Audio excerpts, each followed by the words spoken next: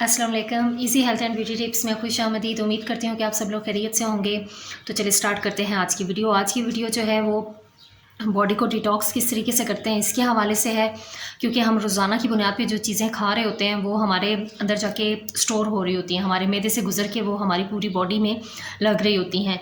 तो इसमें कुछ चीज़ें जो ऐसी होती हैं हम खा रहे होते हैं वो हेल्दी होती हैं, हमारी हेल्थ के लिए वो बहुत अच्छी होती हैं, और कुछ चीज़ें ऐसी होती हैं जो हमारी हेल्थ के लिए अच्छी नहीं होती हैं। तो आज मैं आपको बताऊंगी कि जो चीज़ें हम ऐसी खाते हैं कि जो हेल्दी नहीं होती लेकिन हमारी बॉडी में तो वो जा रही होती हैं, तो उनको जो है वो डिटॉक्स हम किस तरीके से कर सकते हैं। इसके लिए हमें बिल्कुल सादा सी आसान सी चीज़ें चाहिए।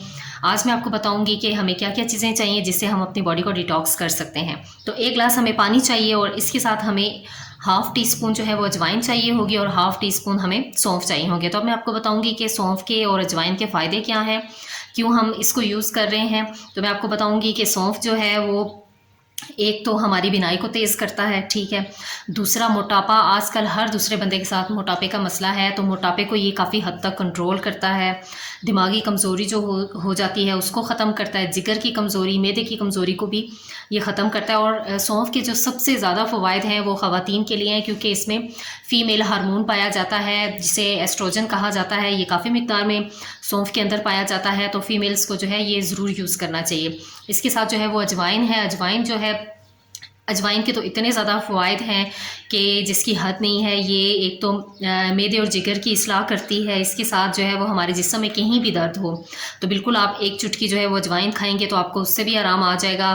फिर आपको बदहज़मी की शिकायत है उसे ही ख़त्म करेगी। पेट में अगर आपके दर्द है, आप थोड़ी सी अजवाइन खाएंगे, पानी के साथ खाएंगे तो आपको उससे भी आराम आएगा। इसके साथ जो है वो सबसे इसका फ़ायदा जो है आप का जिस्म सॉरी आपका पेट जो बढ़ जाता है, तो ये आपके बड़े हुए पेट को भी काफ़ी हद तक कम करने की जो है वो इसमें सलाहियत होती है। तो मैं आपको बताऊंगी कि हमें इसे किस तरीके से यूज़ करना। तो इसके लिए हमें क्या चाहिए, इसके लिए हमें एक गिलास पानी चाहिए। सादा पानी जो है वो हम नॉर्मल जो भी यूज़ करते हैं, और गिलास छोटा बड़ा हो सकता है, गिलास में इसमें कोई इशू नहीं है कि छोटा हो या बड़ा। तो इसके साथ हमें सौंफ चाहिए, हाफ़ टी स्पून मैंने लिए हैं सौंफ, वो हमने इसमें शामिल कर लेने हैं। और सौंफ के बाद जो है वो हमने अजवाइन लेनी है। मैं आपको बताऊँगी कि हाफ़ टी स्पून ही हमें अजवाइन चाहिए। हाफ़ टी स्पून ही हमने अजवाइन ली है। अब हमने इसे भी इसमें शामिल कर दिया है। अच्छा, अब हमने इसको मिक्स कर लिया अच्छे से। आपने क्या करना है कि इसे मिक्स करके पहले जो है वो 5 से 10 मिनट ये बाहर रहे, ताकि ये जो है चीज़ें आपस में मिक्स हो जाएं, सौंफ और अजवाइन। और इसके बाद आपने इसे उठा के जो है वो फ्रिज में रख देना है।